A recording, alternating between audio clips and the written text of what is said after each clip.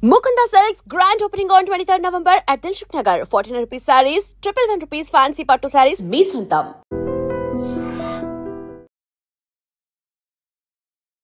Visakha Kancharapalem police station పరిధిలోని సంజీవయ్య కాలనీలో అమానవీయ ఘటన జరిగింది. ఇక్కడ మీరు చూస్తున్నారు కదా, చుట్టూ ఇల్లులు ఉన్నాయి. జనావాసాల మధ్య ఉన్నటువంటి ఈ డ్రైనేజ్, ఈ కాలువలో ఉదయం ఒక్కసారిగా వాళ్ళు చూసేటప్పటికి ఒక పసికందు కాళ్ళు చేతులు వేరు చేసి, బాడీ పార్ట్స్ అన్నీ కూడా వేరు చేసి పడేస్తున్నాయి.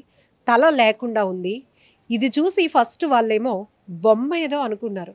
ఆ తర్వాత పూర్తిగా అబ్జర్వ్ చేసి చూసేటప్పటికి ఒక పసికందును అత్యంత క్రూరంగా, దారుణంగా కాళ్ళు చేతులు వేరు చేసి, బాడీ పార్ట్స్ అన్నీ కూడా వేరు చేసి, తలని ఎక్కడో దాచేసినటువంటి పరిస్థితులు ఒక్కసారిగా ప్రతి ఒక్కరూ కన్నీటి పర్యంతమయ్యారు. ఇంత అమానవీయ ఘటన వెలుగు చూడటంతో పోలీసులు ఘటనా స్థలికి చేరుకొని వేగవంతంగా దర్యాప్తు కొనసాగిస్తున్నారు. క్లూస్ టీం కూడా, ఫోరెన్సిక్ టీం కూడా ఇక్కడికి వచ్చింది. మరొక వైపు ఆ బేబీని బ్రతికుండగానే హింసించి ఏమైనా చంపారా లేకపోతే ఏంటి అనే ఇంకా లోతైన డీటెయిల్స్ కోసం అని చెప్పి కేజీహెచ్కు సంబంధించినటువంటి వైద్య బృందం కూడా ఇక్కడికి రావటం జరిగింది. సో ఇక్కడ మనం చూస్తున్నాం, ఇదే కాలువలో ఉదయం చెల్లా చెదురుగా పడి ఉన్నటువంటి ఒక పసికందు శరీర భాగాలు చాలా దారుణాతి దారుణం. స్థానికులైతే చూసి కన్నీళ్లు పెట్టుకున్నారు. ఒకవేళ ఎవరికైనా ఇల్లీగల్గా ఆ బేబీని కని ఉంటే ఎవరికైనా ఇచ్చేసిన పెంచుకునే వాళ్ళు చాలామంది ఉన్నారు. ఇప్పటికీ కూడా అమ్మ అనే పిలుపుకు దూరమైన వాళ్ళు చాలామంది ఉన్నారు. పిల్లలు లేక ఎదురు చూసే వాళ్ళు కూడా చాలామంది ఉన్నారు. అలాంటి వాళ్ళకి ఇచ్చేసిన పెంచుకుంటారు బంగారంలా.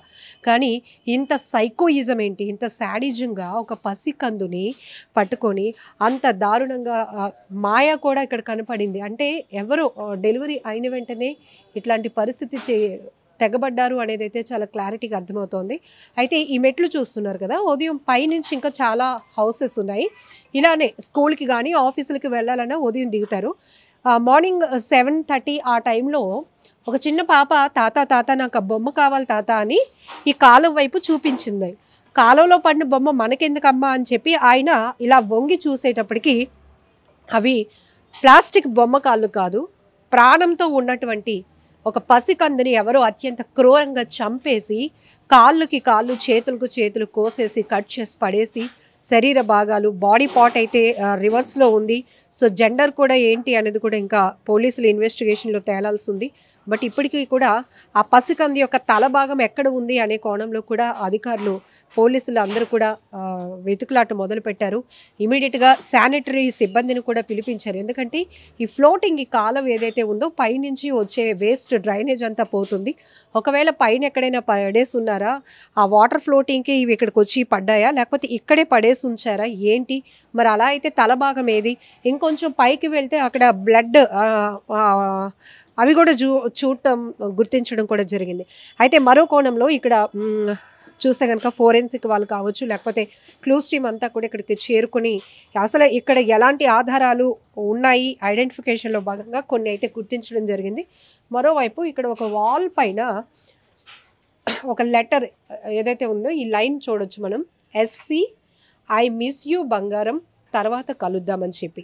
సో ఇది కూడా ఒకవేళ ఆ పసికందు శరీర భాగాలు పడేసిన వాళ్ళకి, ఈ రైటింగ్ ఉన్న వాళ్ళకి కూడా ఏమైనా సంబంధం ఉందా, ఇది ఎప్పుడు రాసున్నారు, ఇది కూడా ఒకటి నోటీసులో పెట్టుకొని ఈ కోణంలో కూడా పోలీసుల దర్యాప్తు అయితే కొనసాగుతోంది. కఠినంగా శిక్ష మాత్రం తప్పదు అంటున్నారు పోలీసులు. ఎందుకంటే ఇంత క్రూరంగా ఇప్పటికీ కూడా మనం గతంలో అనేక ఘటనలు చూసాం. చిన్న చిన్న పసిపిల్లల్ని, అప్పుడే పుట్టిన పసికందుల్ని ఇంకా పేగుబంధం, బొడ్డు తాడు కూడా తెగకుండానే కాలంలో పడేస్తున్నారు. నిర్మానుష్య ప్రాంతాల్లో పడేస్తున్నారు. కుక్కలు వచ్చి కొరకటం, పందులు ఈడ్చుకుపోవటం, చీమలు పట్టేసి అలాంటి స్థితిలో ఉన్నటువంటి ఎన్నో పసికందుల మృతదేహాలు మనం చూసాం.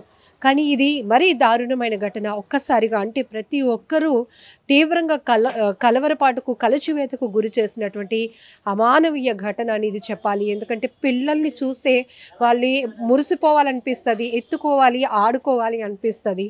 అలాంటిది తల్లి ఒడిలో ఉండి పాలు తాగాల్సినటువంటి ఆ బిడ్డను ఇంత పాశవికంగా ముక్కలు చేసి ఈ కాలువలో పడేశారు అంటే ఎందుకు ఇంత దారుణానికి తెగబడిన వాళ్ళు ఎవరు? ఒకవేళ ఏమైనా బ్లాక్ మ్యాజిక్ ఇట్లాంటి పరిస్థితులు కూడా ఉన్నాయా? ఎందుకంటే ఆ బేబీకి సంబంధించినటువంటి తల భాగం ఇప్పటికీ ట్రేస్ అవుట్ కాలేదు కాబట్టి ఆ కోణంలో కూడా కొంతమంది స్థానికులు మాట్లాడుకుంటున్నారు. మహిళలు అయితే అమ్మో ఇలాంటి ఘటన ఇళ్ల మధ్య జరగడం అనేది చాలా బాధాకరం, ఇది బయట నుంచే ఎవరో వచ్చి చేసి ఉండొచ్చు. ఎందుకంటే రాత్రి 11 గంటల ప్రాంతంలో కుక్కలు అరుపులు చాలా ఎక్కువగా వినిపించాయి. ఒక ఆమెతో కూడా మనం మాట్లాడించాం.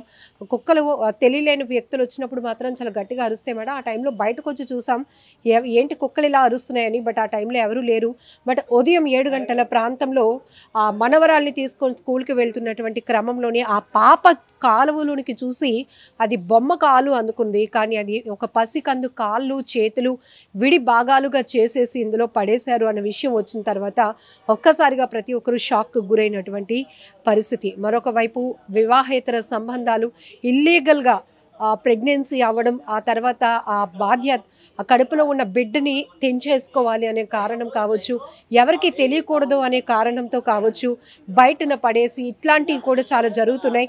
ఇప్పటికే ఏఎన్ఎంలను కూడా పిలిపించి ఈ లొకాలిటీలో ఆశా వర్కర్లు అందరినీ కూడా పిలిపించారు సిఐ గారు. సో ఇక్కడ ఎవరైనా డెలివరీకి సిద్ధంగా ఉన్న వాళ్ళు ఎవరైనా మీ నోటీసులో ఉన్నారా? ఆ కోణంలో కూడా వేగవంతమైన దర్యాప్తు కొనసాగుతుంది. నిజంగా ప్రస్తుతం ఉన్నటువంటి సమాజం దేనికి ప్రయారిటీ ఇస్తుంది? ఆర్థిక సంబంధాల చుట్టూ మాత్రమే తిరుగుతుంది. మళ్ళీ ఎన్నికలంగానే చాలా విరక్తి కలుగుతాను. మంచి అనిపిస్తుంది కదా, లేడీస్ కూడా ఛాలెంజింగ్ జాబ్స్ చేసినప్పుడు చాలా బాగుంటది. ట్రాఫిక్ అసిస్టెంట్స్ గా నియమించిన ట్రాన్స్జెండర్స్ అందరితో సాల్యూట్ చేయించుకుంటున్నారు. ఫుడ్ డెలివరీ ఇవ్వటానికి వెళ్ళినటువంటి డెలివరీ బాయ్ అనిల్ పై కళ్ళ ముందు